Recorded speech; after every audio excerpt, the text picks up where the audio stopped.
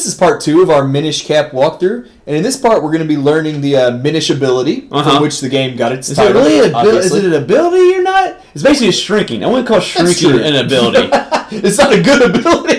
You know, like in Honey, I Shrunk the Kids, like where that guy invented that thing, that was an ability to invent that thing. In this one, I guess you are just as a tree stump.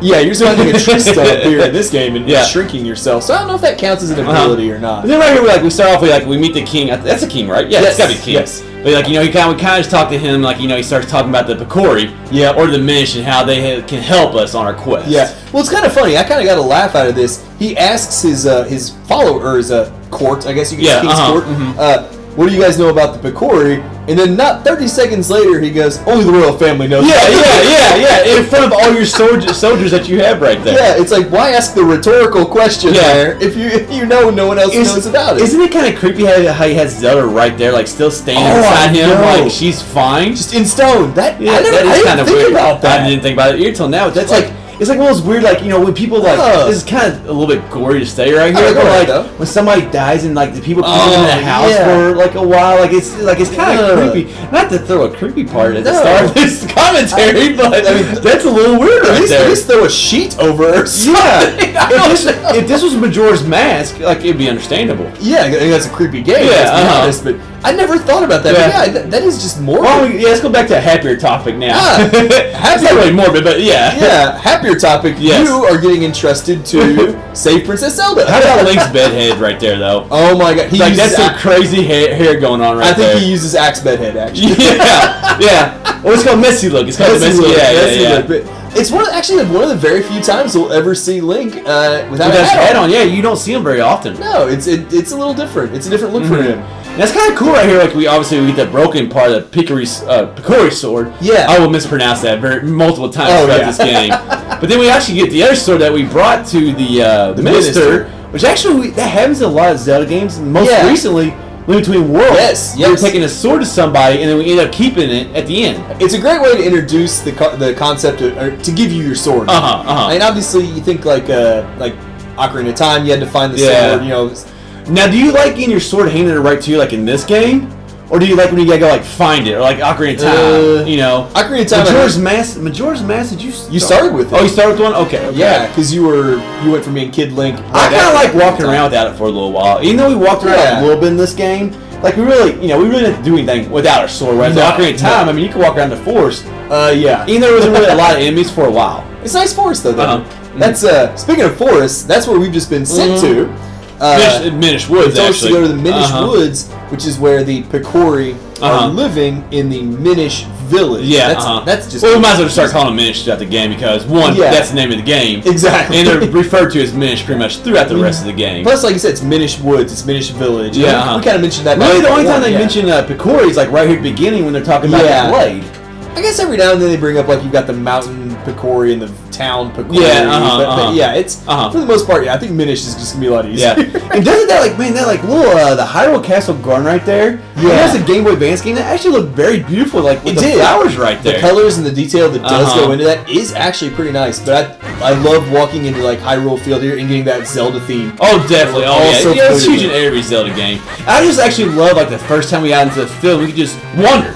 Just wander around, just swing our swords, break some trees, break some shrubs, get some rupees. I mean, sometimes those and definitely in this game, sometimes those intro cinematics, especially in 3D games too, are just so long that it's just nice sometimes to finally get going. And you can actually wander through quite a little bit of the overworld here if you wanted to. I mean, we don't because we're doing when I first played too, I just went straight to Minish Woods. Yeah, exactly. I don't want to see I'll see what's out there later on. Yeah. But I like seeing some of the areas from other Zelda games. We're in Lon Lon Ranch right now, and we'll see. I can't remember the guy's name now. Well, this took place before Ocarina of Time and Time Launch. You can't say that about very many games. No, it actually came a lot later. I think not a lot later, but it came later than Ocarina of Time. It did, in the actual release date. Yeah, exactly. So it's nice that they took some of those concepts and kept them.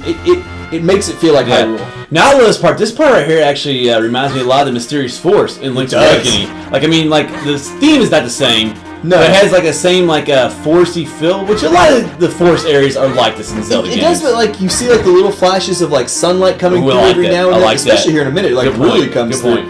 And I know you said this isn't the same thing, but man, I love this theme. There's I think me and you were talking about this, Ray, before we started commentating this game. Yeah. Like, the themes in this game are actually very good. They're solid. We kind of hit on that a little bit. There's some weak ones, too, but there's weak ones in their Zelda game. There's a lot of good ones. There are, and I remember, like, once you got out of town, you got in the overworld, you got the, the Hyrule theme, just the normal Zelda theme. Coming into this place and getting like this... like that, sorry. Yeah. That mist, like you said, like that mist right there, the light, and then the mist right there, just like a little element like that just makes this place really stand out. It does, and like, it showcased what the Game Boy Advance could kind of do at the time. You couldn't I know it's a very generic light effect right there, don't get me wrong. But it's something you didn't see on... It's like, what, I don't know how many years later, we're still impressed by it. And we got PlayStation 4 and Xbox 360 out It's now. a nice visual touch. Yeah. Now, how about poor Ezlo here? Yes. He's just getting the tar kicked out of him by these guys. Yeah. Well, how did he get in the first place? Like, I guess he can hop or something, I guess?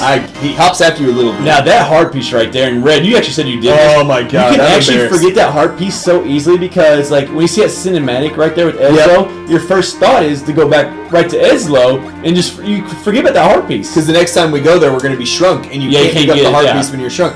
I literally forgot about that heart piece until the very final battle of this game. I came back to these woods to get the potions to rejuvenate your life. At the witch hut or whatever it is? At the witch hut. And I saw that stupid piece of heart sitting there. I'm like, you've got to be kidding me. I honestly think the first time I missed it too. Like I said, you see Ezlo right here, and you just go like straight to him. I just feel so bad for him. I mean, he's just stuck here like bouncing in place, and these two enemies, it's like a bully. Well, I feel bad for him because he can't move. Yeah. You know, like, I mean, he can move a little bit, but I guess he can only hop, but... Can't move much when those guys are pegging you with rocks all day. Those are bullies, man. I know. I mean, there's been bullying going on for a very long time. I mean, jeez. I mean, this game took place a long time ago. Yes, it did.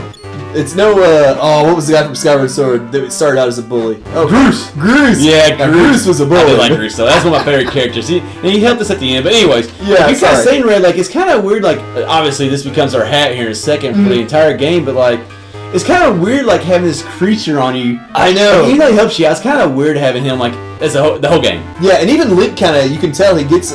As much as they can show a look on his face here, here in a few minutes, but like when Ezlo jumps on his head, because he can't keep up with you. Because I mean, look at him, he's got no legs, and Link is just like, what? What are you doing, man? What are you doing, man? Now, I mean, we had like Navi, and we had Fee. Yeah. And Midna was kind of our shadows, but they were like really never on us. So I guess Midna when you're a wolf, she's on top of you, but like this is the first time we've actually had something like kind of on top of us. And he doesn't give you any warning. No. Well, he smacks right to your face, I guess would be the warning. Like, but Link, like, you can kind of see him, like, just blinking and looking up, like, what in the world just happened? I love that Zelda, like, not theme right there, but that Zelda sound. Yes. Score, or whatever you want to call it. That quick little, like, 2 second. Yeah, like, it makes you think, okay, this is something important in the game. And it is, because he will be our companion, like you said, like a Navi, like a Midna, like a Fee, for the entire rest of this game. When I hear that music, it makes me think, okay, now you need to read something for once because it's actually going to be important. Yeah. As I skip through Zelda like text and just forget everything they ever say usually. Yeah. And he's pretty. I mean, I don't know how necessarily like useful he is in terms of like helping you, but at least he's kind of really touching where I go. Well, I love the like we're not there. Actually, I'll just wait till we get there. I was gonna say like he has a backstory, but we'll wait till we get there. He does. But he does give you good exposition too. He kind of tells you what's going on. Like you said, kind of where to go. Yeah. He explains to us the Minish ability. Yeah, Minish ability right here. Which as Red said, nice and quick in this game. We're only 20 minutes into this game. Yeah. And we're learning.